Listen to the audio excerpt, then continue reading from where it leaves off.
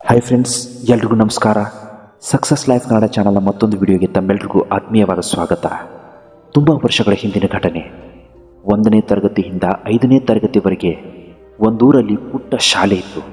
ಆ ಶಾಲೆಯಲ್ಲಿ ಪುಟ್ಟ ಪುಟಾಣಿ ಮಕ್ಕಳು ತುಂಬಾ ಲವಲವಿಕೆಯಿಂದ, ತುಂಬಾ ಆತ್ಮವಿಶ್ವಾಸದಿಂದ ಶಾಲೆಗೆ ಬಂದು ಶಿಕ್ಷಕರು ಹೇಳಿಕೊಡುತ್ತಿದ್ದ ಪಾಠವನ್ನು ಕಲಿತಾ ಇದ್ರು. ಆ ಶಾಲೆಯಲ್ಲಿ ಒಬ್ಬ ಶಿಕ್ಷಕಿ ಇದ್ದರು. ಅವರು ತುಂಬಾ ಪ್ರತಿಭಾವಂತೆ, ತುಂಬಾ ಬುದ್ಧಿವಂತ ಶಿಕ್ಷಕಿಯಾಗಿದ್ದರು. ಆ ಶಿಕ್ಷಕಿ 5ನೇ ತರಗತಿಯ ವಿದ್ಯಾರ್ಥಿಗಳಿಗೆ ಪಾಠ ಮಾಡ್ತಾ ಇದ್ರು. ಎಲ್ಲರನ್ನೂ ಕೂಡ ಅತ್ಯಂತ ಪ್ರೀತಿಯಿಂದ ನೋಡ್ತಾ ಇದ್ದ ಆ ಶಿಕ್ಷಕಿ ಎಲ್ಲ ಮಕ್ಕಳನ್ನು ನಮ್ಮ ಮಕ್ಕಳೆಂದು ಭಾವಿಸಿ ಮಕ್ಕಳಿಗೆ ಅತ್ಯುತ್ತಮ ವಿದ್ಯಾಭ್ಯಾಸವನ್ನು ನೀಡ್ತಾ ಇದ್ರು.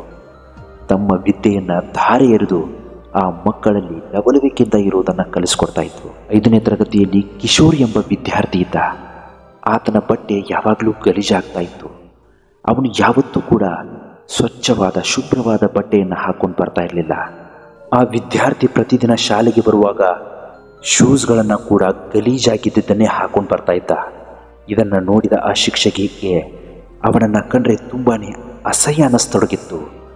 ಆ ವಿದ್ಯಾರ್ಥಿಯನ್ನು ಕಂಡ್ರೆ ತುಂಬಾ ದೂರ ಇರ್ತಿದ್ದ ಆ ಶಿಕ್ಷಕಿ ಪ್ರತಿದಿನ ಆ ಹುಡುಗನ ಅವತಾರವನ್ನು, ಅವನು ನಡ್ಕೋತಾ ಇದ್ದ ರೀತಿಯನ್ನು ನೋಡಿಕೊಂಡೇ ಬರ್ತಾ ಇದ್ರು.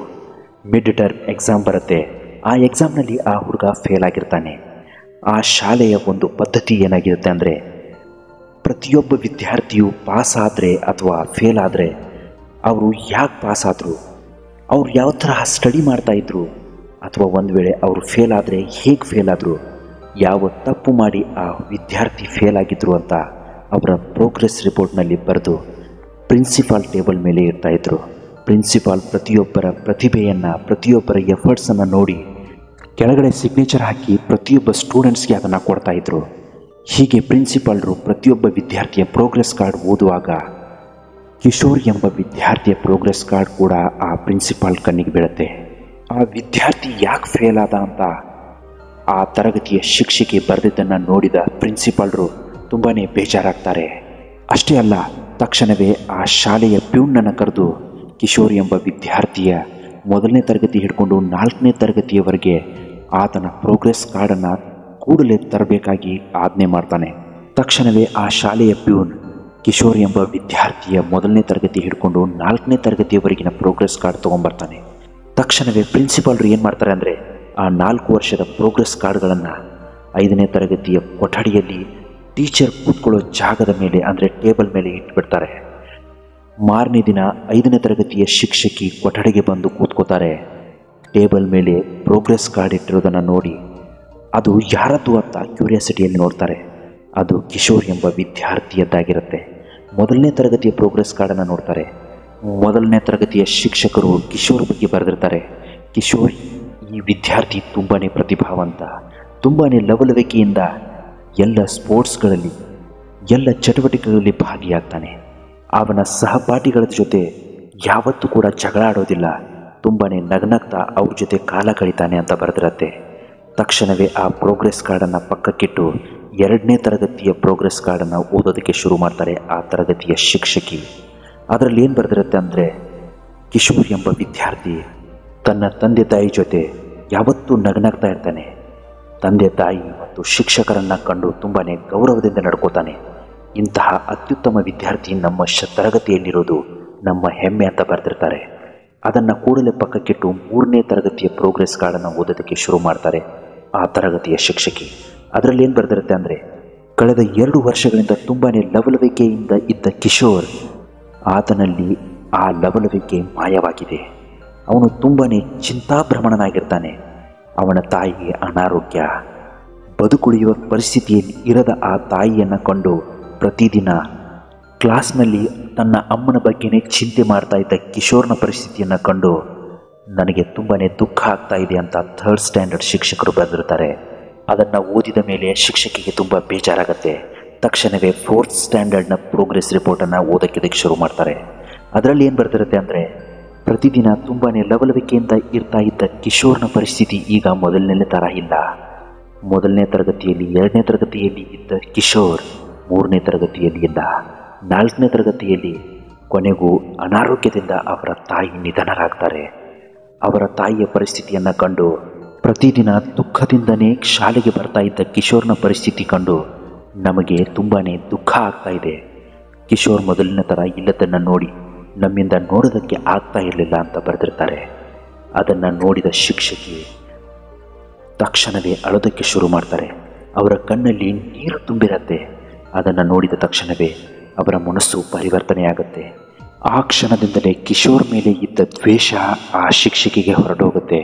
ಅವನ ಮೇಲೆ ಪ್ರೀತಿ ಹೆಚ್ಚಾಗುತ್ತೆ. ತುಂಬಾ ಪ್ರೀತಿಯಿಂದ ಲವಲವಿಕೆಯಿಂದ ಆಟ ಆಡಿಸ್ತಾ ಇದ್ದ ಶಿಕ್ಷಕಿ ಕಿಶೋರ್ನನ್ನು ಕಂಡು ತುಂಬಾ ಮಮತೆಯಿಂದ ನೋಡ್ಕೋತಾ ಇರ್ತಾರೆ. ಕಿಶೋರ್ ಕೂಡ ಅಷ್ಟೇ ಆ ಶಿಕ್ಷಕಿಯಲ್ಲಿ ತನ್ನ ಹೆತ್ತ ಅಮ್ಮನನ್ನು ನೋಡ್ತಾ ಇರ್ತಾನೆ. 5ನೇ ಕ್ಲಾಸ್ನ ರಿಸಲ್ಟ್ ಬರುತ್ತೆ. ಕಿಶೋರ್ ಹೇಗೆ ಪರಿವರ್ತನೆಯಾಗಿರ್ತಾನೆ ಅಂದರೆ ಇಡೀ ಕ್ಲಾಸ್ಗೆ ಟಾಪರ್ ಆಗಿ ಹೊರ ಹೋಗ್ತಾನೆ. ಆ ರಿಸಲ್ಟನ್ನು ನೋಡಿದ ಶಿಕ್ಷಕಿ ತುಂಬಾ ಸಂತೋಷ ಪಟ್ಕೋತಾರೆ. ಕಿಶೋರ್ ಓದ್ತಾ ಇದ್ದ ಸ್ಕೂಲ್ ಕೇವಲ 5ನೇ ತರಗತಿಯವರೆಗೆ ಮಾತ್ರ ಇರುತ್ತೆ. ಆದ್ದರಿಂದ ಕಿಶೋರ್ ಮತ್ತೆ ಬೇರೆ ಸ್ಕೂಲ್ಗೆ ಎಂಟ್ರಿ ಆಗ್ತಾನೆ. ಎಂಟ್ರಿ ಆದ ತಕ್ಷಣವೇ ಅವನು ಹಳೆಯ ಶಿಕ್ಷಕಿಯ ಹತ್ರ ಬರ್ತಾನೆ. ಒಂದು ಚಿಕ್ಕ ಗಿಫ್ಟನ್ನು ತಗೊಂಡು ಶಿಕ್ಷಕಿಯನ್ನು ಭೇಟಿಯಾಗೋದಕ್ಕೆ ಬರ್ತಾನೆ. ಶಿಕ್ಷಕಿಯನ್ನು ಕಂಡು ಅಪ್ಕೋತಾನೆ.